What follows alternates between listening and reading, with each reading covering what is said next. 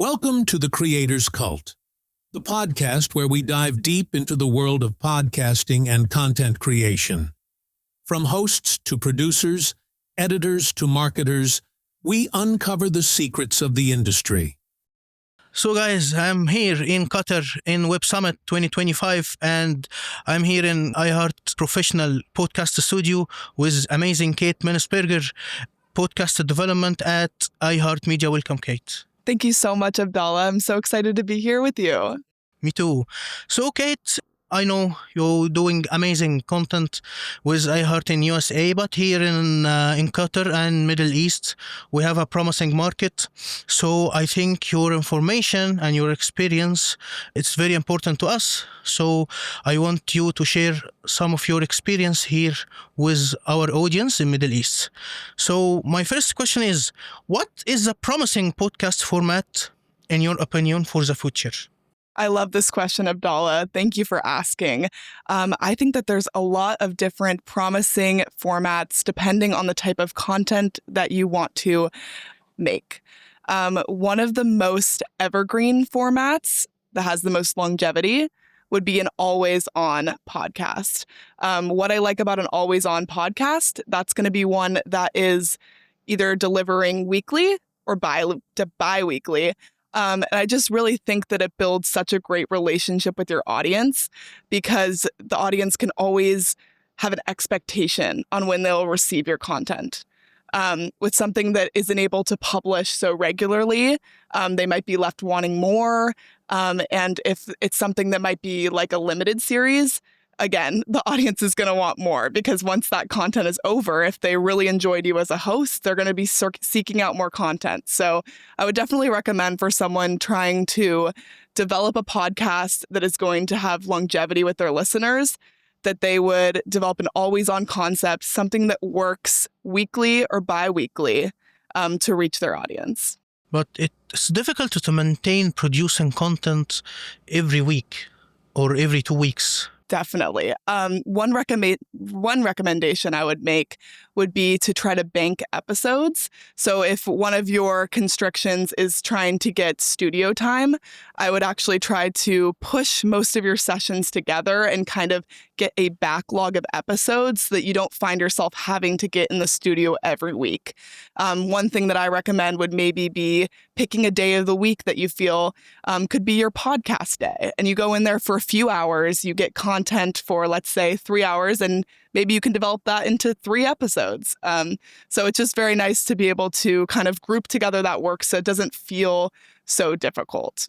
So regarding the episode duration, in your opinion, what is the sweet spot regarding the duration of podcast episodes? I think a sweet spot is the perfect way to put it. 30 to 45 minutes is a length that we see do really well. Sometimes if you are able to capture numbers from the audience and get some statistics on where the audience stays on once they start listening. So do they stay on for only 15 minutes and have to click off your content, or are they staying for the whole 30 to 45 minutes? We find that audiences are staying as long as 30 to 45 minutes. But once it gets to an hour, you have to have a very dedicated audience that's able to put aside a whole hour for your content.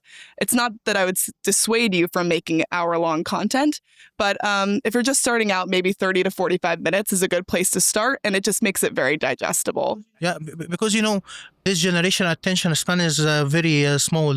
So to producing very long here in the Middle East, they producing about 3 hours for one episode. 3 hours. 3 hours? Yeah. Oh my gosh. That is long. I mean, I respect someone that can stay in the studio that long and build out that content, but sometimes you can lose the audience when you're going for that long and they're not able to feel a sense of closure unless they listen for 3 hours. Yeah, totally agree.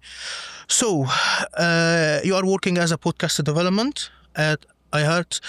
So tell me, how do you help creators to develop their content? Yeah, so where I sit on the development team, I help ingest all the pitches that come into the network.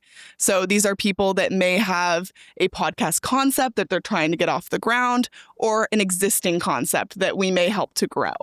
I think your question pertains more to someone who would be starting a new concept.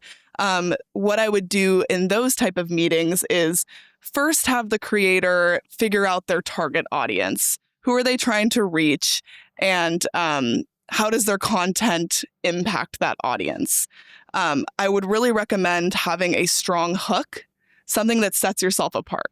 You might know what your genre is, but with such an oversaturated market, finding something that's going to really tether you within that market, something that people know you as, is really going to help you build out something that's unique.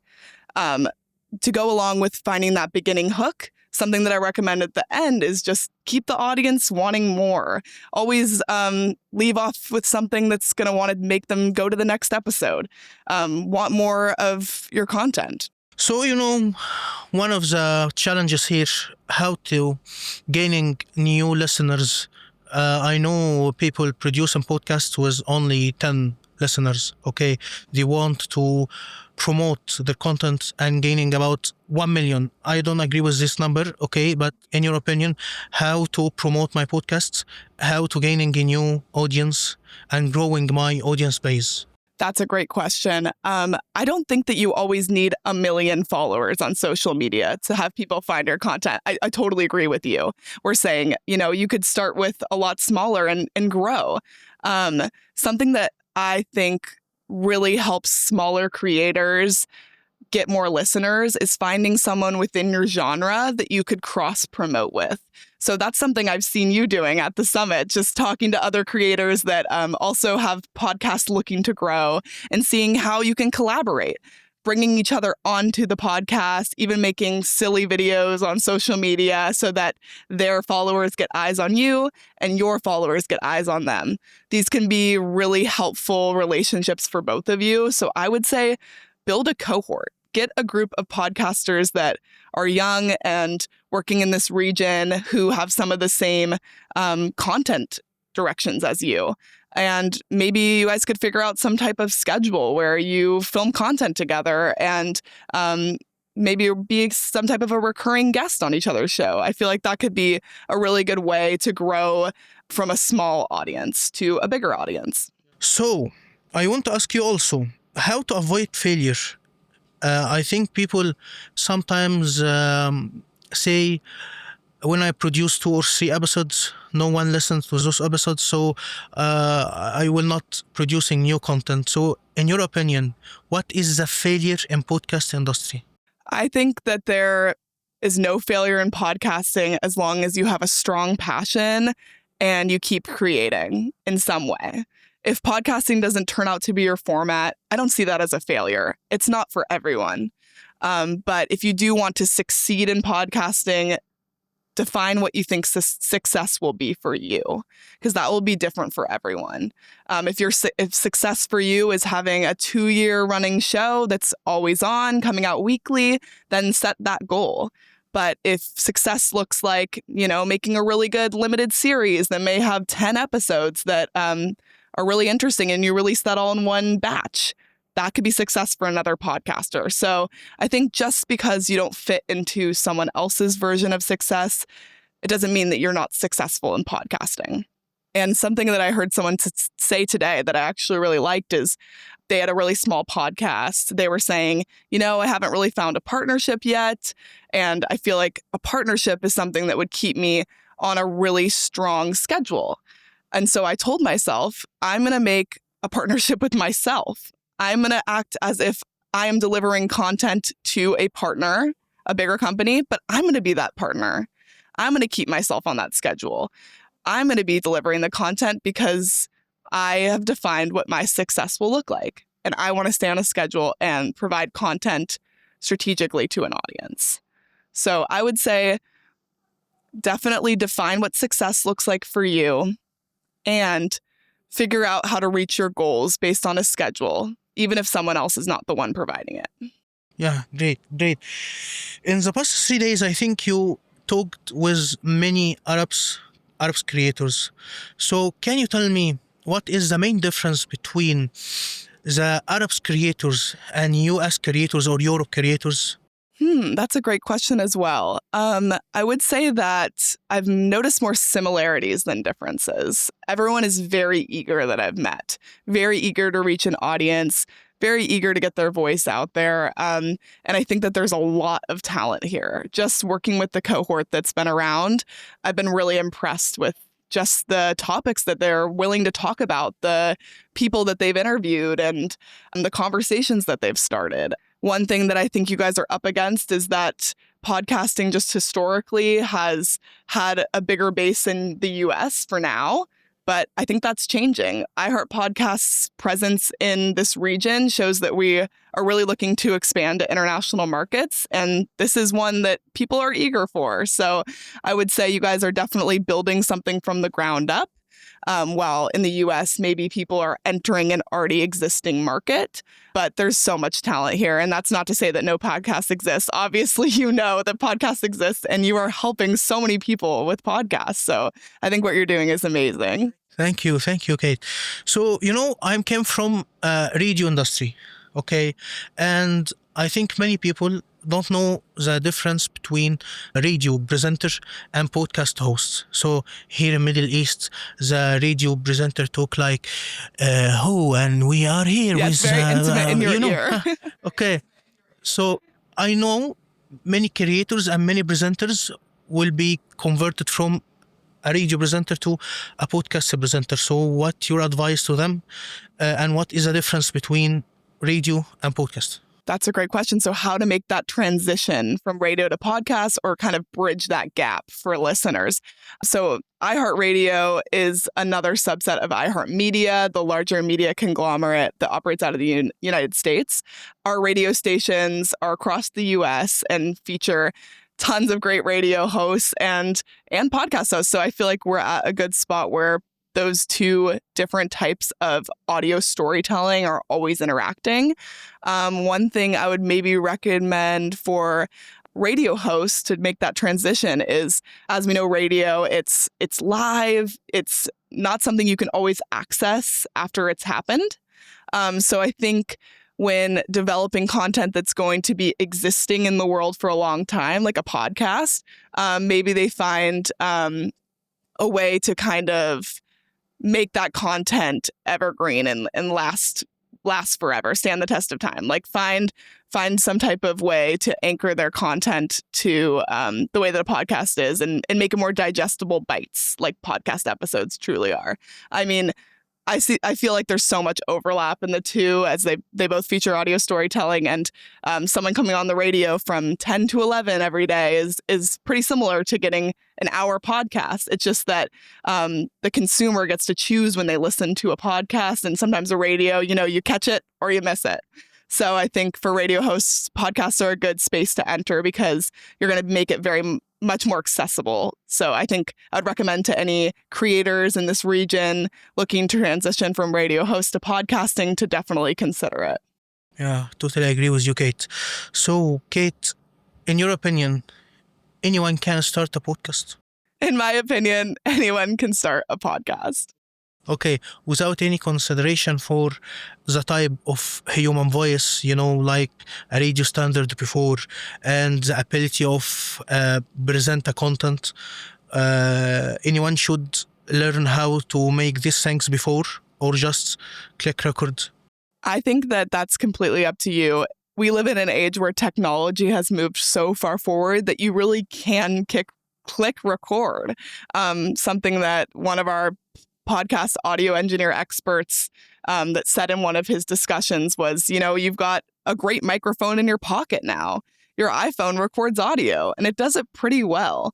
So I would say, because technology has been able to take down so many barriers for podcasts, jump them. Like, don't worry that because your iPhone is not an H4 Zoom or something way nicer that you can't record audio. You've got a microphone in your pocket. Record anywhere. I mean, I think that's something that's at the heart of documentary storytelling. These people are usually out in the ground just recording what they see. The audio is not always perfect, and yet that makes it to the final cut of the film because it's telling the viewer something and it's valuable. I think with podcasting, of course, you wouldn't have that visual, but not to say that the audio is not very important. I think audio doesn't have to be perfect. There's so many tools now to improve the quality of your audio. So don't hesitate to record it, because I think you would regret more not recording something that you find important. Now, okay, if we could talk about branded podcasts, in your opinion, any brands can launch their podcasts. I working with many brands on producing branding content, okay? But I think all of those brands are massive brands. But if I walk in the street, can I advise anyone or something like a restaurant to launch their branded podcast? It's okay or not? I mean, I think branded podcasts are a huge space. It's basically just another way to reach your consumer. If you compare it to something like a newsletter that comes out weekly, people read it and they know more about your brand. If you want to do that in a different way and do it through audio, people could listen to things about your brand weekly. So I think audio definitely opens up a lot of space for people to know more about your brand. Yeah. Let's come back again to the skills. If I studied mass communication in university, it means I should be a good podcast host or not? I think that there's so many qualities that make you a good podcast host. I'm impressed by that. Talking to so many people and wrangling so many voices is definitely something that a podcast host does every day. I would say someone like that, who maybe doesn't hesitate to walk up to people, have conversations, would be a great podcast host. And if they're meeting that many people out in the world, they're definitely going to be able to find some great guests. Yeah. If you want to give the podcasters advice, what will be this advice? I would say, like I said before, click record. Just shoot the content. Because this is the thing. You will have the power in the future to decide if you want to release that content. I'm a perfectionist. It's hard for me to put my stuff out in the world. So I totally relate to people that think maybe, my stuff's not so polished yet. I'm not ready to launch, and totally there's a lot of beauty in really taking the time to develop your brand, decide how you want to launch. But I would say don't hold back from recording the small stuff and jotting down every idea that comes to mind, because that's going to make you more prepared. And once you have a product that you're really proud of, you'll be ready to launch. But if you never make the jump to record anything, you'll never have that product. So don't be scared of the launch if you are taking the steps to really make your product. Yeah, I agree with you. So my message today to Arab creators, and it was my message for past 3 years, the American podcast market have a lot of different experience and different metrics, different from here. So each time I met someone from American podcast market, I wanted to learn, I wanted to know, I wanted to share this information with Arab creators. I think it's a time to any podcast creator in our region and in Middle East to learn from another people, not from only one source, not only from the successful models here in Middle East, because there's another culture, there is another information. You have to learn more.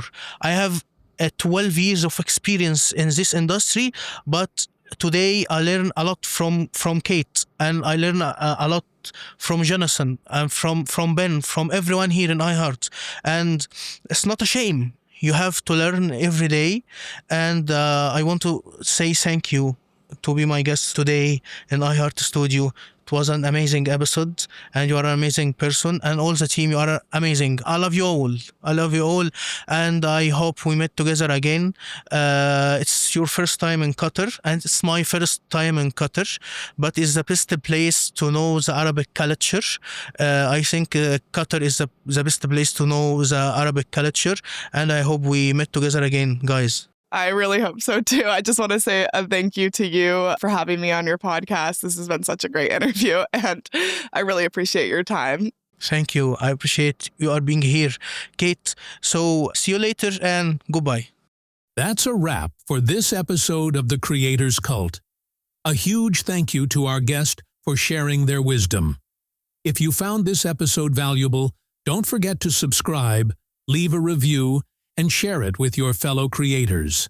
Follow us on The Creator Cult on LinkedIn for updates and behind-the-scenes content. Until next time, keep creating, keep innovating, and keep pushing the boundaries of podcasting.